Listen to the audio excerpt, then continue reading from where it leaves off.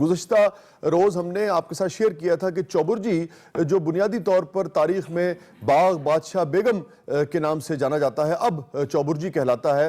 اس کی طرز تعمیر پر ہم بات کر رہے تھے، اس سے جڑی ہوئی جو کہانیاں ہیں، جو مغالطے ہیں، اس پر ہم بات کر رہے تھے۔ اور آج خاص طور پر ہم یہ کھوجنے کی کوشش کریں گے کہ تاریخ کی کتابوں میں جو مختلف لوگوں سے منسوب کیا جاتا ہے، منسوب کی جاتی ہے چوبرجی کی باغ بادشاہ بیگم کی تعمیر، جس میں جہاں آرا بھی ہیں جو شاہجہان کی بیٹی تھی اورنگزیب، اور اورنگزیب کی بیٹی زیب النساء تھی۔ تو اصل میں یہ باغ کس نے تعمیر کرایا تھا جس کو زمانے کی زبو حالی نے چوبرجی تک محدود کر دیا گیا ہے؟ یہ ایک سیرگاہ ہوا کرتی تھی۔ کل غافر شہزاد صاحب نے، جو ہمارے پروگرام کا مستقل حصہ ہوتے ہیں، اس پر تفصیلی روشنی ڈالی تھی کہ یہ باغ بادشاہ بیگم جو اب چوبرجی کہلاتا ہے، چوبرجی تک محدود ہو گیا ہے، یہ کتنے وسیع و عریض رقبے پر محیط تھا۔ پھر چوبرجی سے خاص طور میں پچھلے کچھ عرصے میں ہم دیکھ رہے تھے جو اورنج لائن میٹرو کے حوالے سے تنازعات اٹھ کھڑے ہوئے تھے، آج ہم اس پر بھی بات کریں گے۔ پھر جب جہاں آرا اور شاہجہان کی جو کہ باپ بیٹی تھے، ان کی محبت کا ذکر آتا ہے، اور کس طریقے سے جہاں آرا نے اپنے آپ کو اپنے باپ کے ساتھ 8 سال قید خانے میں رکھا تھا، اپنی مرضی سے قید خانے میں رہنا پسند کیا تھا، اس کی مماثلت کیسے کچھ لوگ مریم نواز صاحبہ اور میاں نواز شریف صاحب سے جوڑتے ہیں۔ پھر یہ کہ جہاں آرا اورنگزیب کی بڑی بہن تھی، شاہجہان کے دونوں بچے تھے، اور شمار تاریخ دانوں نے اس واقعے کو بیان کیا ہے۔ جی شاہ جی، آپ بالکل ٹھیک کہہ رہے ہیں کہ جب شاہجہان آگرہ قلعے میں قید تھا تو وہ ایک سوراخ سے تاج محل کی جانب دیکھتا رہتا تھا۔ ਇਹੀ ਤੇ ਮੈਂ ਪਿੱਟਣ ਡਿਆ ਰੇਡੀਓ ਦਾ ਪ੍ਰੋਗਰਾਮ ਵੀ ਟਾਈ ਲਾ ਕੇ ਕਰਨ ਵਾਲੇ ਹੋ। ਉਹ ਤਾਰੀਖਦਾਨ ਗਲਤ ਸਮਝਦੇ ਨੇ। ਮੈਂ ਮੋਰੀ ਵਿੱਚ ਤਾਜ ਮਹਿਲ ਨਹੀਂ ਸੀ ਵੇਖਦਾ, ਦਾਲ ਖਾ ਖਾ ਕੇ ਮੈਂ ਅੱਕਿਆ ਸੀ। ਇਹਨੂੰ ਮੈਂ ਆਵਾਜ਼ਾਂ ਦਿੰਦਾ ਸੀ ਕੋਈ ਇਹੋ ਜਿਹੀ ਚੀਜ਼ ਖਵਾ ਜਿਹੜੀ ਅੰਦਰ ਜਾ ਕੇ ਦਾਲ ਚੁਗ ਲਵੇ।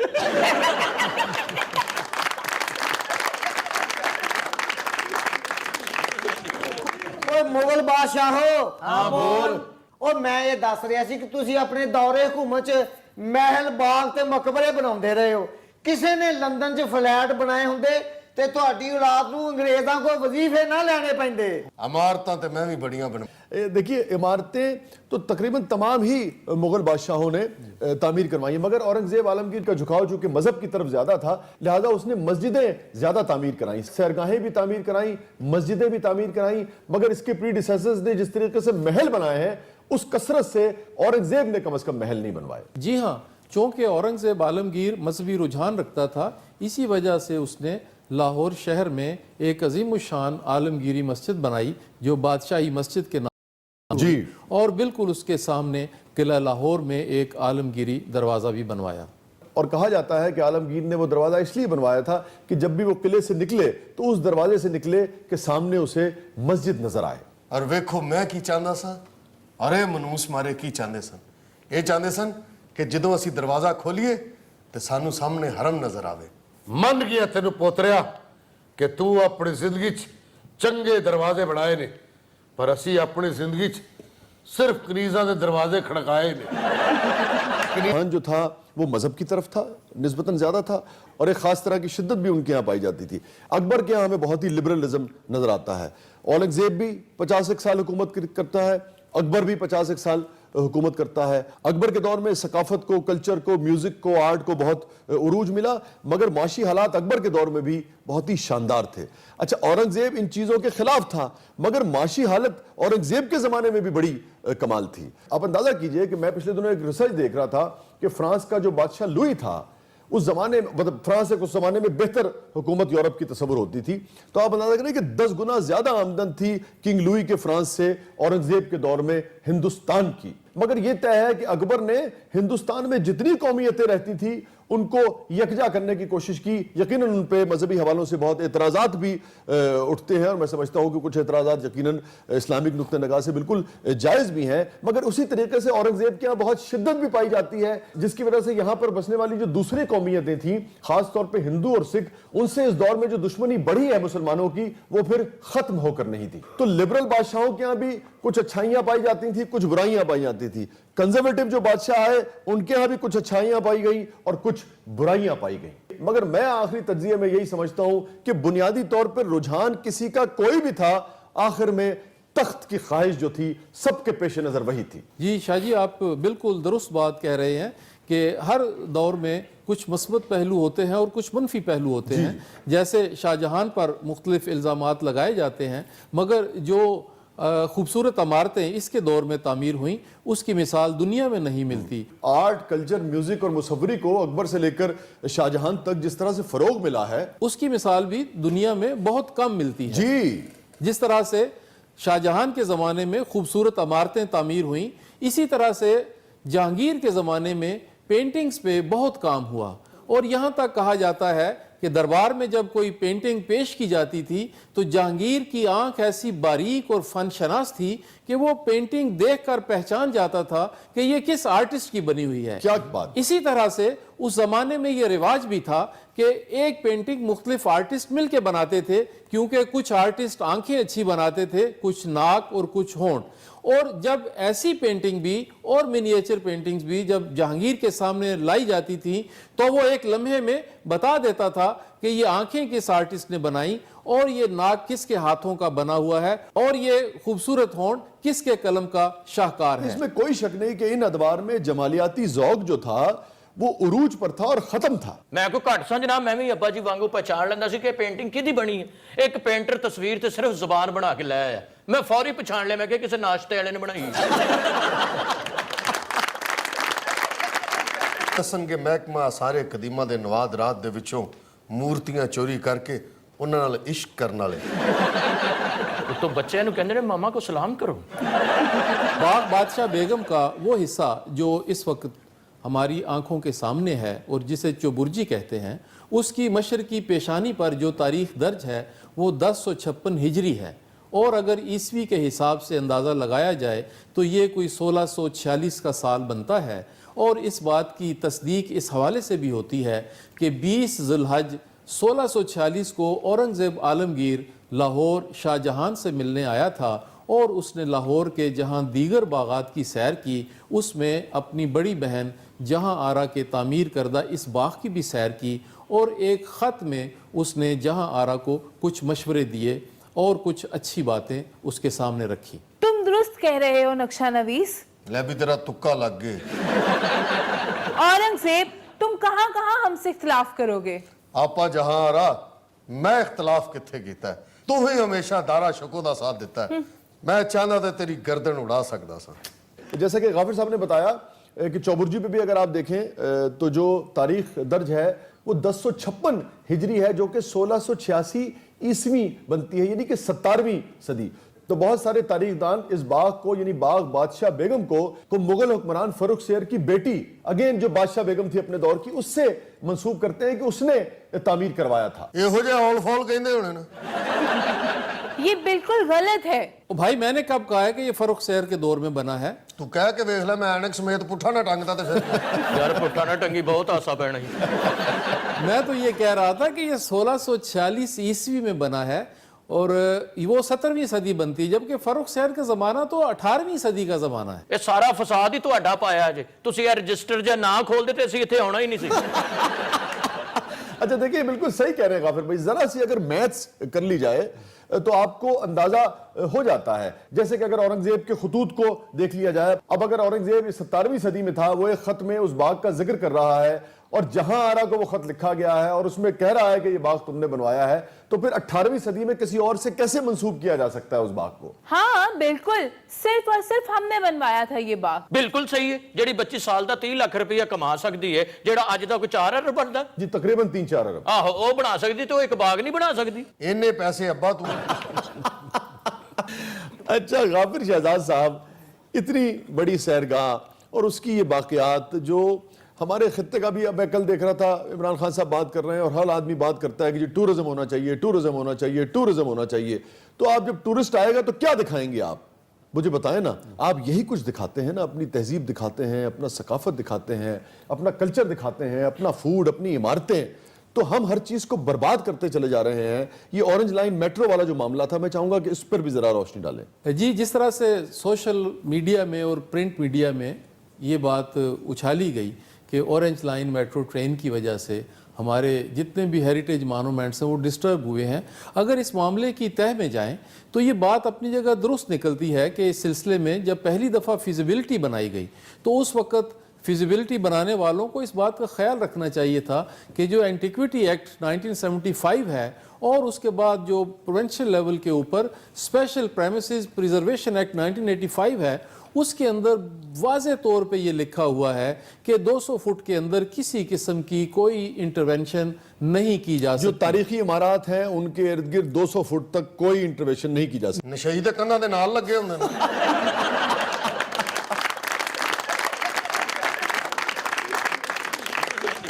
तो फिर ये लॉ को बाईपास किया गया जी।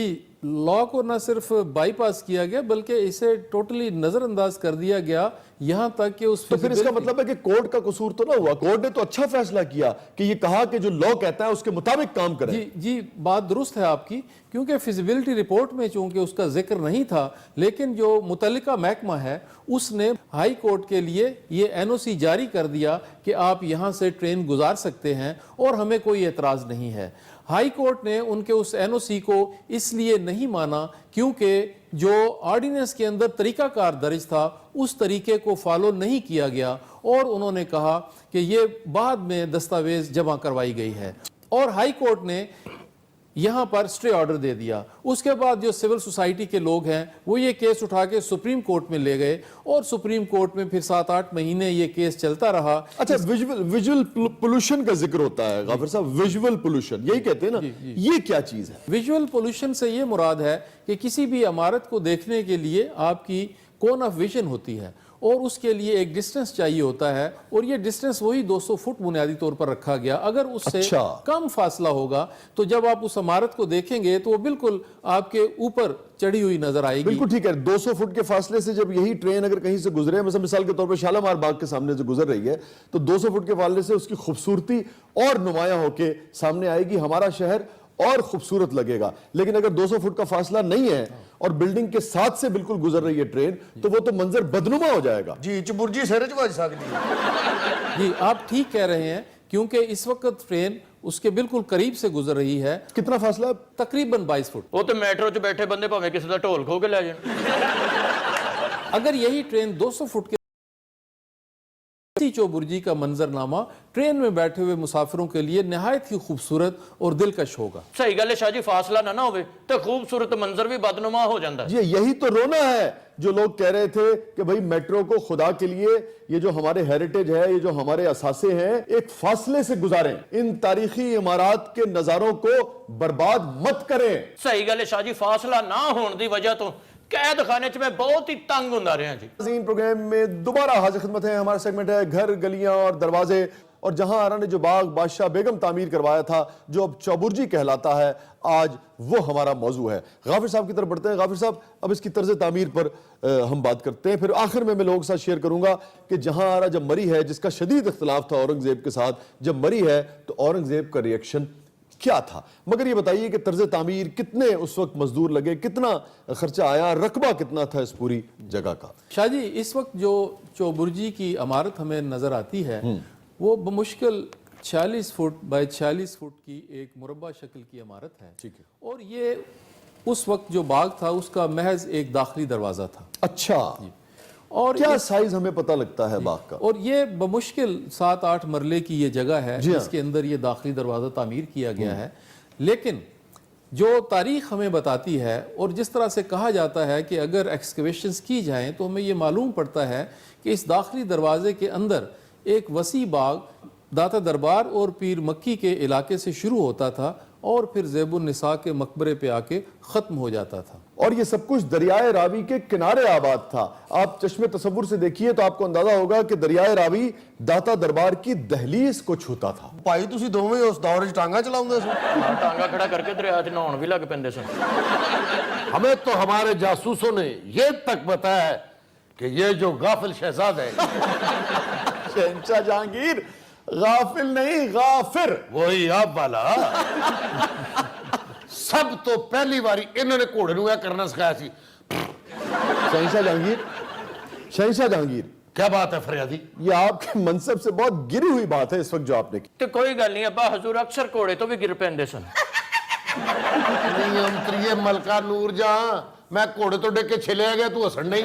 ये इमारत जो इस बाग का दाखिली दरवाज़ा है उसकी मशरकी महराब पर आयतुल कुर्सी लिखी हुई है और उसके नीचे वो अशार दर्ज हैं जिससे इसकी तारीख़ तामीर मिलती है। इसी तरह से इस इमारत की जो गरबी साइड है उस तरफ भी महराब के ऊपर आयतुल कुर्सी दर्ज है। अच्छा गाफिर भाई, इसकी तर्ज तामीर पे कुछ रोशनी डालिए। जी, जब आप इस इमारत को देखते हैं तो काशी कट वर्क में खूबसूरत काम हुआ है। ये काशी कट वर्क इसलिए मुश्किल है कि वो तमाम बेल बूटे जो पहले फ्रेस्को वर्क में किए जाते थे उसको शाहजहां के ज़माने में काशी कट वर्क में किया जाने लगा। इसमें यूं होता है कि आप कोई भी नमूना बना लेते हैं, फिर उसके मुताबिक वो सारी टाइलें काटते हैं और उसको भट्टी में पका के दोबारा अपनी अपनी जगह पर वो टाइलें फिक्स कर देते हैं। ये तजुर्बा मस्जिद वजीर खां में भी किया गया और उसके बाद जब ये बाग तामीर हुआ तो इसके दाखिली दरवाजे पर भी ये तजुर्बा किया गया। इसके अलावा जो महराबों के नीचे गालिब कारी का काम है वो भी बहुत खूबसूरत है। गालिब कारी किसे कहेंगे आप? गालिब कारी मुख्तलिफ जावियों के ऊपर उभार पैदा करके मुख्तलिफ नमूने बनाए जाते हैं और चूंकि उनका जो नुक्ता होता है जहाँ से ये जनरेट हो रहे होते हैं वो हवा में होता है तो बहुत मुश्किल हो जाता है उसको एक्यूरेट रखना। वाह, यानी कि वो उभरा हुआ होता है ना, उभरा हुआ होता है और फिर वो जो सेंटर है, जो न्यूक्लियस है, उससे बाकी जो भी कुछ उसका जो मैटर है वो पीछे की तरफ, दीवार की तरफ जा रहा होता है। और इस्लामिक जो फ़न तामीर है उसमें जो मुकर्नस की शक्ल है वो हमें यहाँ पे दिखाई देती है। इसके अलावा तो ये ब्रिक वर्क है जो हमें इस इमारत में दिखाई देता है और वही शाहजहानी ईंट लगी हुई है, वही शाहजहानी ईंट लगी है। और इसका जो मशरकी और मगरबी हिस्सा है वहाँ पर तो ये नमूने नज़र आते हैं, मगर शमाल और जनूब की जानिब ऐसी कोई खूबसूरती या तज़ीन व आराइश हमें दिखाई नहीं देती, जिसकी वजह से हमें ये अंदाज़ा होता है कि इसकी शमाली और जनूबी जानिब कुछ इमारात उस ज़माने में तामीर की गई होंगी। ये बड़ा तेज आदमी है, ਇਹੋ ਜਿਹਾ ਬੰਦਾ ईरान जाके फारसी च बुर्जी ਦੀਆਂ ਤਾਰੀਫਾਂ ਕਰਕੇ ਵੇਚ ਆਉਂਦਾ। ਇਹਨਾਂ ਨੇ ਤੇ ਹੈਰਾਨੀ ਅੱਗੇ ਲੇਲੇ ਨੂੰ ਘੋੜਾ ਬਣਾ ਕੇ ਵੇਚਦਾ ਸੀ। ਲੇਲਾ ਖੜਾ ਕਰਕੇ ਹੈਰਾਨੀ ਨੂੰ ਕਹਿੰਦੇ ਈ ਘੋੜਾ ਅਸਤ। अगो ईरानियों ने क्या है, ई कैसा घोड़ा अस्त, वो इतना थोड़ा अस्त।